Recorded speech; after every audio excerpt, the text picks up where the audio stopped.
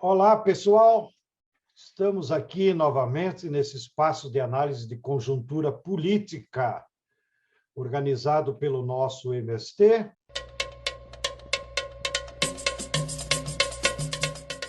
E eu vou compartilhar com vocês não só as reflexões que temos feito nas instâncias do movimento, mas também nos espaços mais coletivos da Frente Brasil Popular, da campanha nacional Fora Bolsonaro. Vou fazê-lo em tópicos para aproveitar bem o tempo, sinalizando quais são os temas principais. E depois vocês, aí em casa, vão analisando, vão construindo a sua própria avaliação. Primeiro tópico.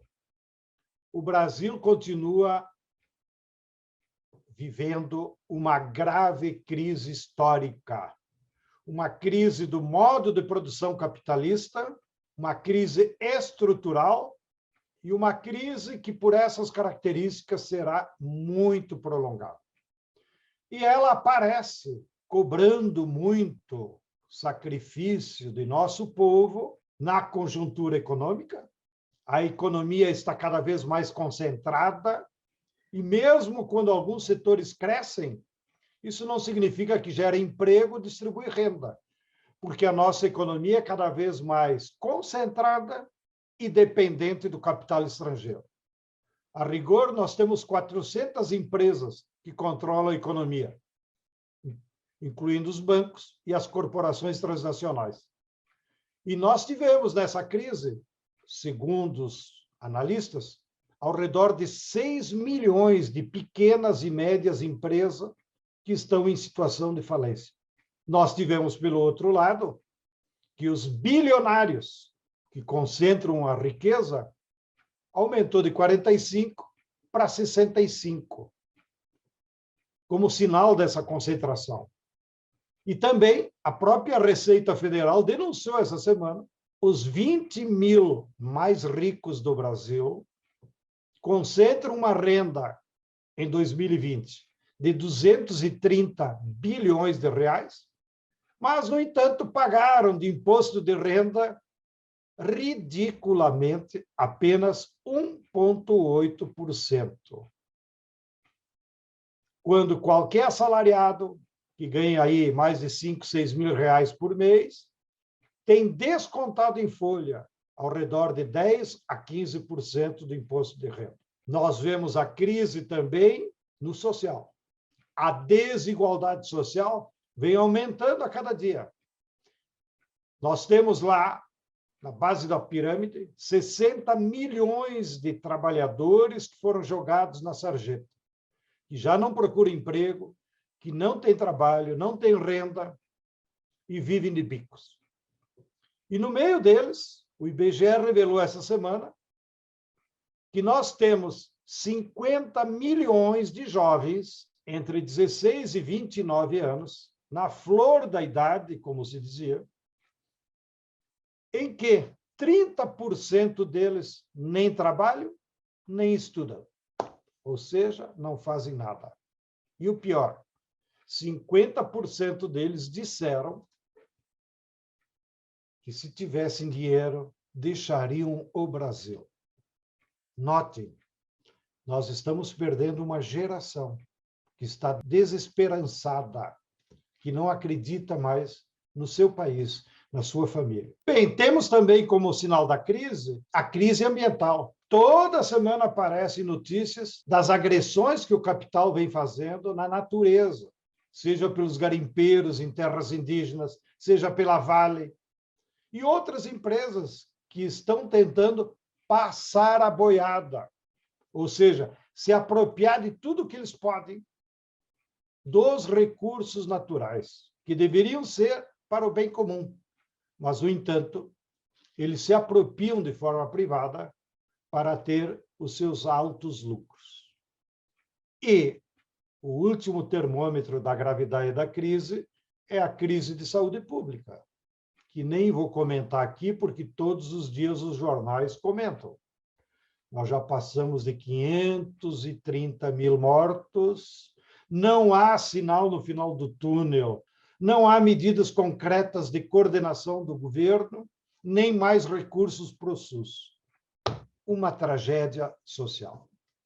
Bem, no meio dessa tragédia, o segundo grande tópico da conjuntura é que, em função da crise, o governo federal, no caso, o governo Bolsonaro, está no epicentro da crise política.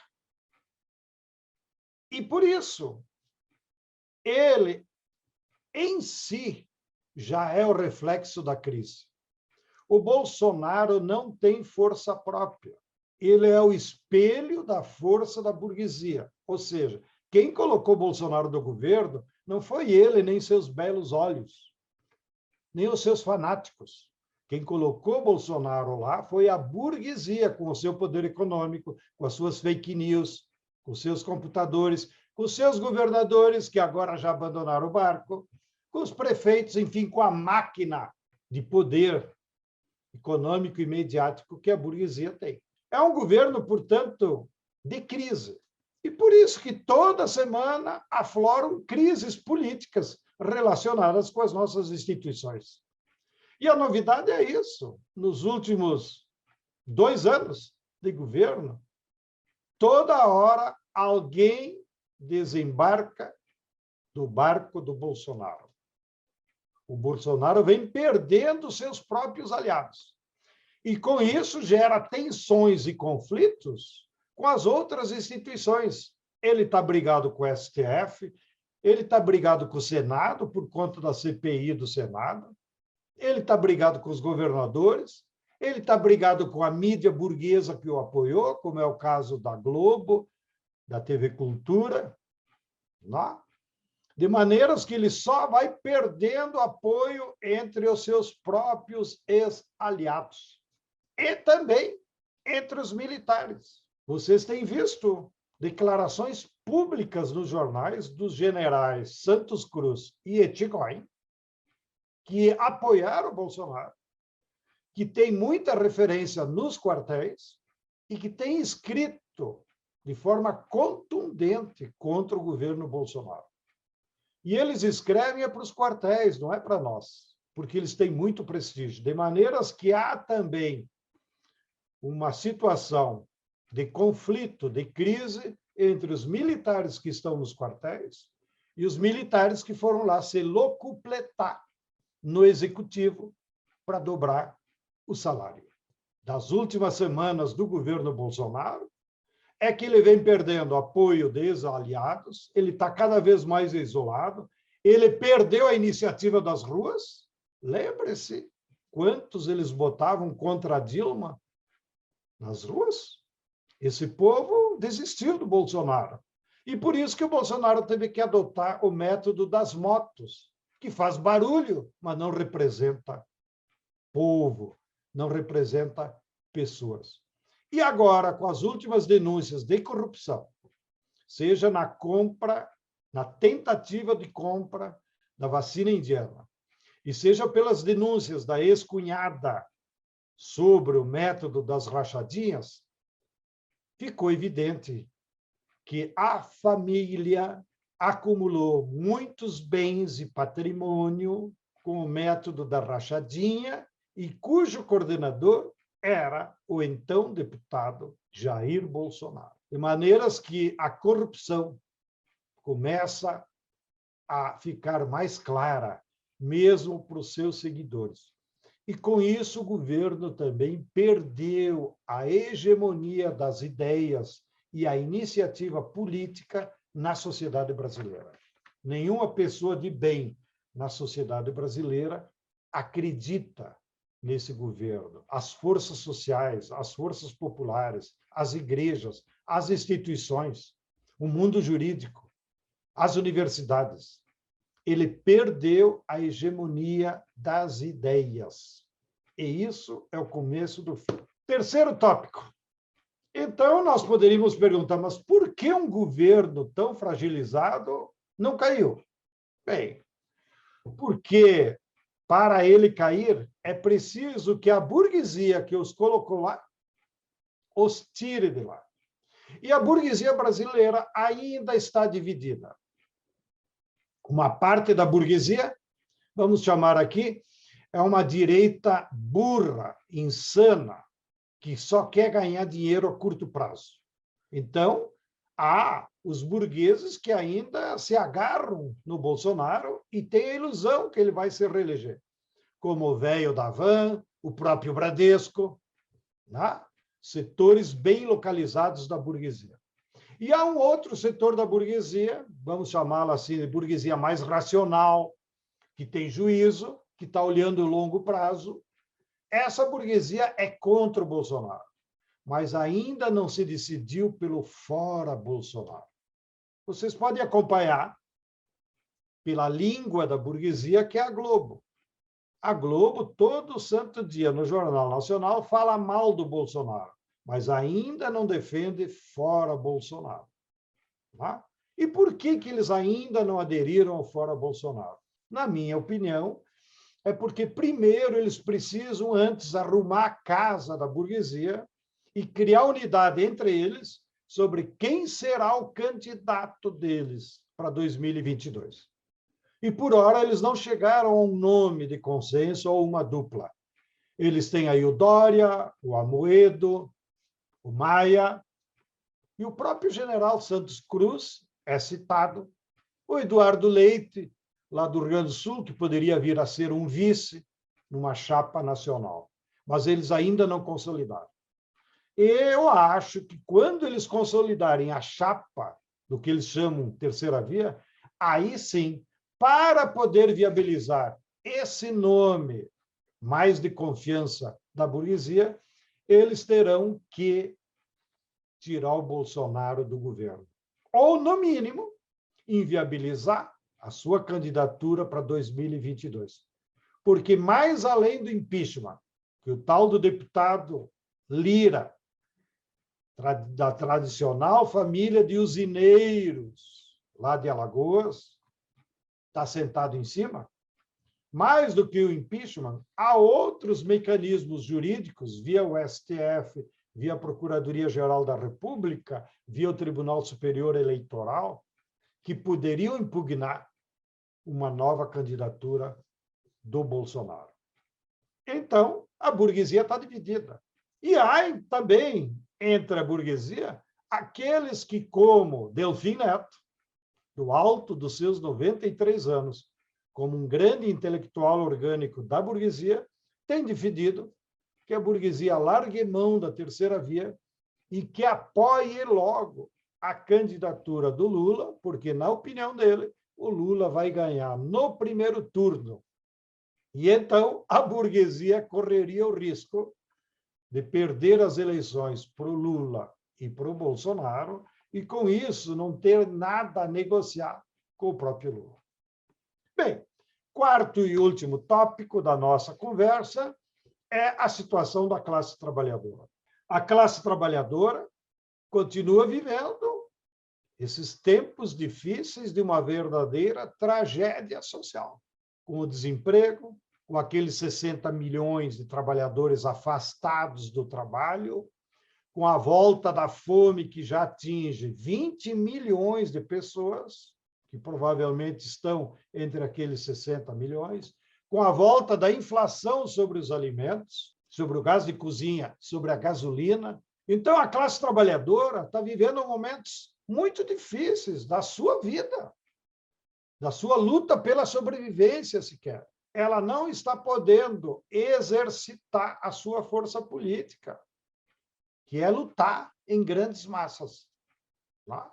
Até porque nós mesmos, das organizações da classe trabalhadora, temos tido cuidado para evitar a contaminação, os cuidados do isolamento social, para o uso de máscara e evitar grandes aglomerações que uma luta de massas exige.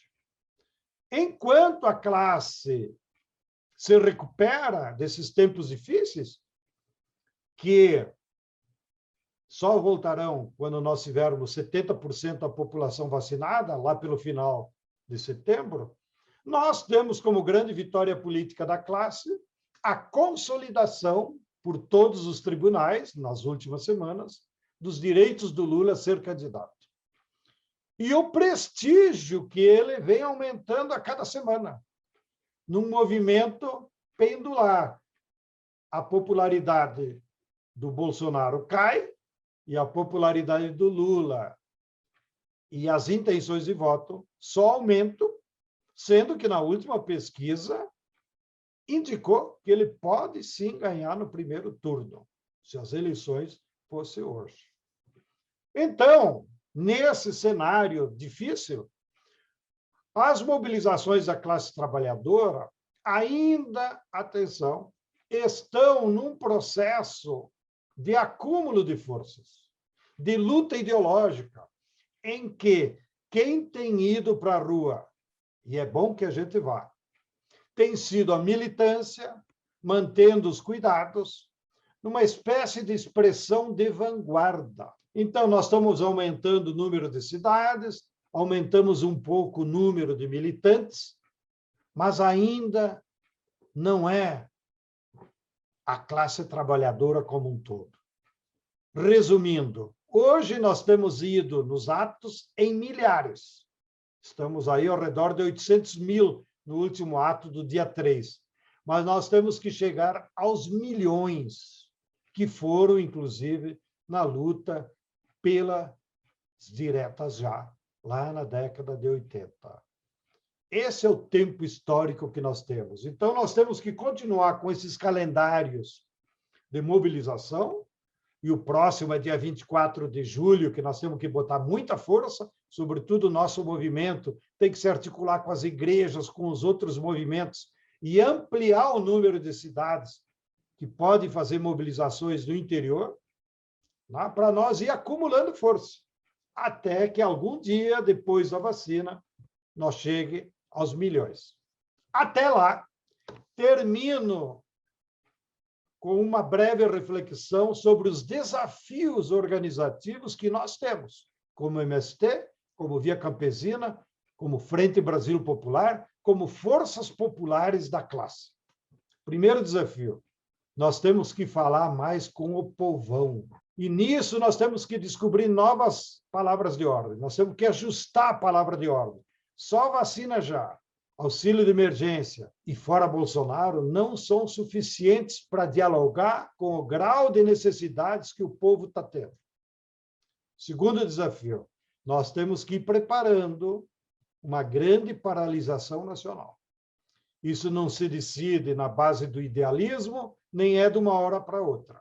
Mas nós temos que ir construindo essa possibilidade para, quem sabe, daqui a algumas semanas ou meses, nós fazemos uma paralisação nacional política, que é diferente de greve, para que toda a sociedade brasileira dê um basta, pare as atividades e exija que as instituições democráticas afastem esse insano que está lá. Terceiro desafio, nós temos que encontrar formas de pressionar o Congresso Nacional para brecar as privatizações. Vocês viram? Os doidos querem privatizar até os Correios. Privatizaram a Eletrobras e nós vamos ver como impedir que isso se concretize. Querem privatizar a Caixa. Tudo isso é uma insanidade contra o povo brasileiro. E nós temos que aumentar a pressão sobre os parlamentares, ainda que o Congresso não esteja funcionando de forma presencial. Quarto desafio, nós temos que encontrar formas de lutar em defesa dos alimentos. Vamos continuar produzindo e entregar para a população, mas são insuficientes. A fome já atinge milhões.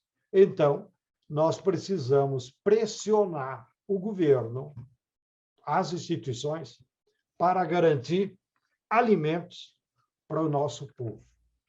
Bem, companheirada, essas são algumas ideias gerais que eu gostaria de compartilhar com vocês. Espero que vocês possam debatê-las e ver como aí no seu espaço coletivo, no seu movimento, na sua região, nós podemos compreender melhor a situação da luta de classes nesse momento e vermos como enfrentar esses desafios que nós temos como classe trabalhadora para que a gente conquiste a possibilidade de de trocar o governo e podermos superar esses tempos difíceis que estamos vivendo. Um grande abraço a cada um e a cada uma de vocês.